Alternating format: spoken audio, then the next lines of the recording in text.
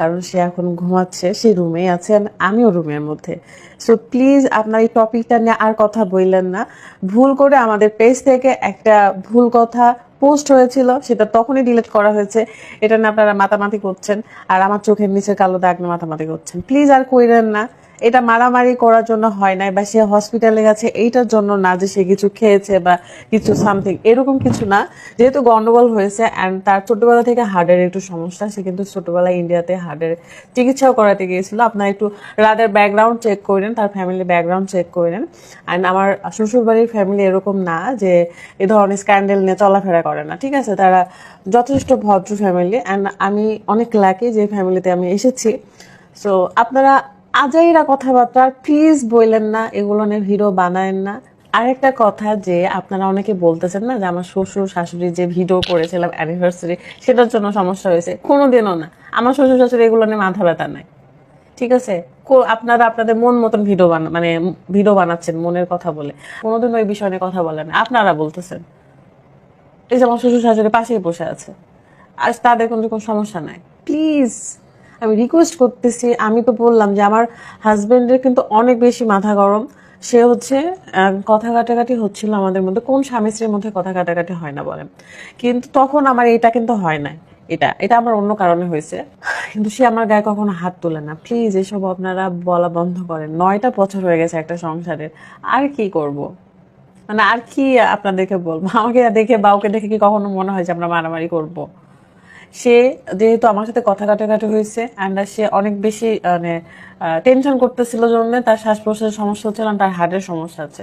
তো এই কথাটা এই প্রথমবার বললাম, আপনারা একটু খোঁজ দিন। সে অনেক ছোটবেলায় ইন্ডিয়াতে যে কিন্তু চিকিৎসা করে আসছিল, অ্যান্ড তার একটা বড় ভাই হয়েছে ছিল, ওর জন্মের আগে সে মারা গেছে, তারও হার্টের সমস্যা ছিল। তো আমার শ্বশুর শাশুড়ি তাকে নিয়ে খুবই সিরিয়াস।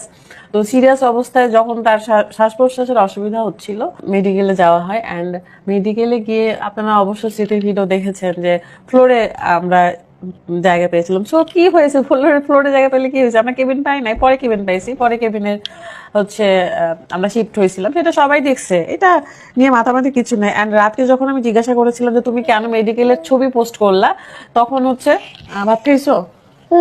তো যখন আমি বললাম যে তুমি কেন মেডিকেলের বসে থাকা বা অক্সিজেনের ছবিগুলো পোস্ট করলা, তখন বলতেছে আশেপাশে থেকে এত মানুষ ভিডিও করতেছিল, এত মানুষ ছবি তুলতেছিল যে ও নিজেই এটা পোস্ট করছে, যেন ওটা মানুষের কাছ থেকে না জেনে তার কাছ থেকে জানতে পারে। বুঝেছেন? তার একটা বড় ভাই ছিল রাহিম নামে, রাহিম ভাইয়া। সে সে কিন্তু 6-7 বছর বয়সে মারা গেছে। আর তারপরে রাত হয়েছে, আর রাত সেম নাকি ভাইয়ার মতন দেখতে। তো তার একটু সমস্যা হলে তার ফ্যামিলির সবাই অনেক বেশি টেনশন করে, আর তাকে সবাই মাথায় তুলে রাখে, সবাই অনেক ভালোবাসে। আর তার একমাত্র বউ আমি।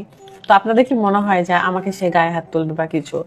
হ্যাঁ, একটা ভুল করেছি। কি ভুল? যে মাথা গরম অবস্থায় সে এটা পোস্ট করেছিল, আমি না। তাও সে তার হচ্ছে আইডিতে পোস্ট করেছিল, আর সে কিন্তু ঘুমাচ্ছে, আর আমরা সবাই কিন্তু আছি, দেখুন সে ঘুমাচ্ছে আম্মু।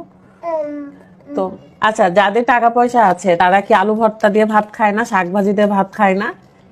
তাহলে যারা টাকা পয়সা আছে তারা কি মানে মেডিকেলে ফ্লোরে থাকা যাবে না, এরকম কোনো কিছু?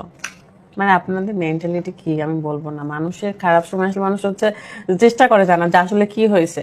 আমি তো ক্লিয়ার করেছি একটা ভিডিওতে, তারপরও আপনারা মেডিকেল করে রাত কিছু খাইছে এমন কিছু বলতেছেন। ভাইও কিছু খাইলে বাঁচবে? ওর যে শরীরও বাঁচবে?